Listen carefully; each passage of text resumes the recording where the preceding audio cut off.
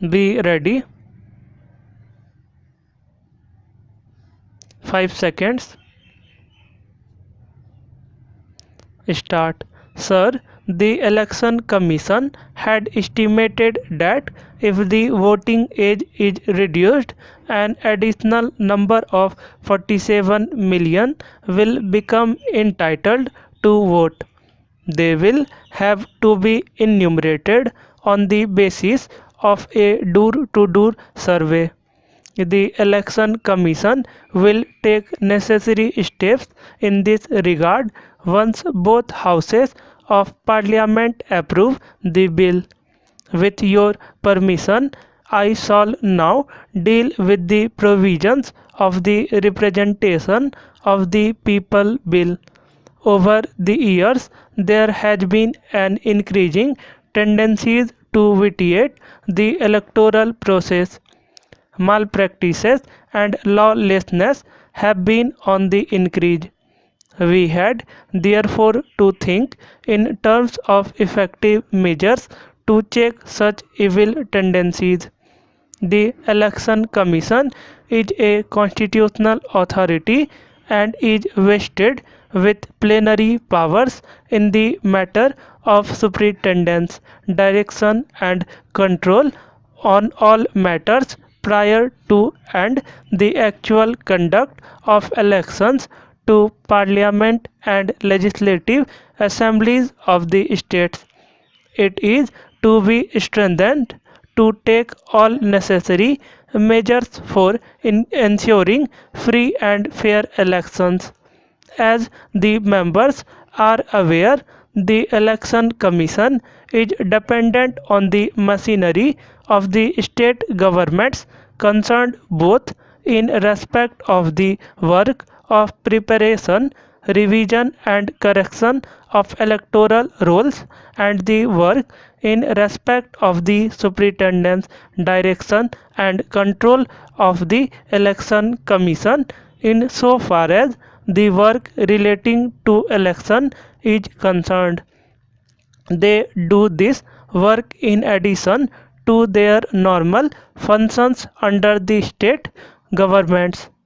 Thus, the state government employees are subject to dual control, one by the state government concerned in respect of the regular work and another by the Election Commission in respect of the election work. It is therefore felt necessary that the disciplinary control over the state government staff in respect of work relating to elections should be vested in the Election Commission. An amendment therefore has been proposed that such staff would be deemed to be on deputation to the Election Commission so that they are brought under its disciplinary authority.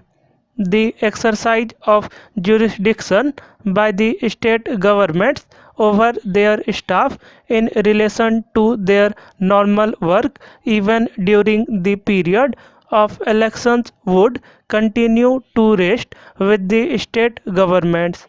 India is a parliamentary democracy based on party system.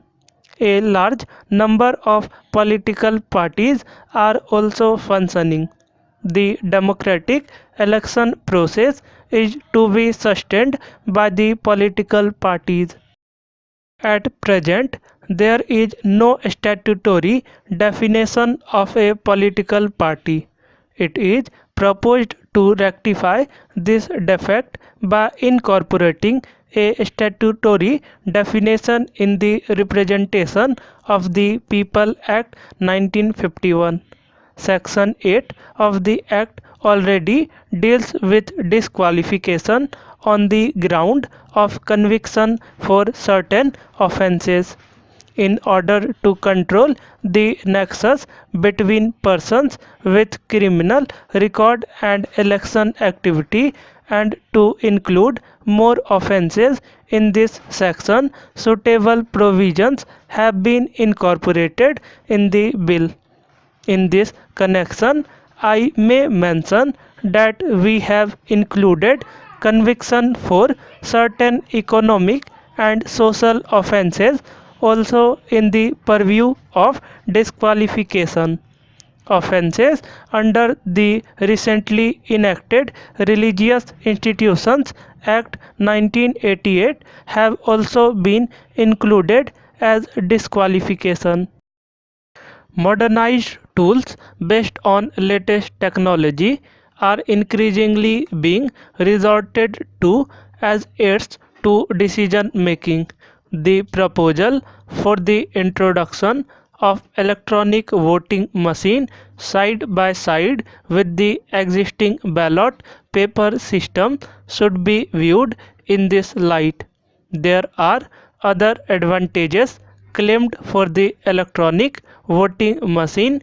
It is cost reducing, easy to operate, and can act as an indirect check on rigging, ballot paper rejections, etc. Since the Representation of People Act makes a specific mention of the ballot paper system of voting, the Supreme Court has held in an election case some time ago that without a formal provision in the statute, it would not be legally permissible for the electronic voting machines to be used. The Election Commission would, however, exercise this discretion after considering the availability of machines, the standards of voters, prevalence of anti-social activities, etc. I am sure that all the members of the House will agree with me that the evil of booth capturing has to be put down with a firm hand. If it is allowed to remain unchecked, serious distortions may result apart from extreme lawlessness. It has therefore been proposed to make booth capturing an offence and also a corrupt practice. It has also been proposed that the Election Commission shall, in cases of large-scale booth capturing, countermand the election in the whole constituency, in addition to ordering of repoll in particular booths. On several occasions, election meetings are disturbed by vested interests and gundas. The present fine provided for in the statute is meagre, namely a mere fine of rupees 250. It is now proposed to amend this provision to provide for a sentence of imprisonment and enhanced fine of rupees 1000. There was a proposal that delimitation of the constituencies could be undertaken afresh and the reserved seats be rotated without bringing about any change in the total number of seats.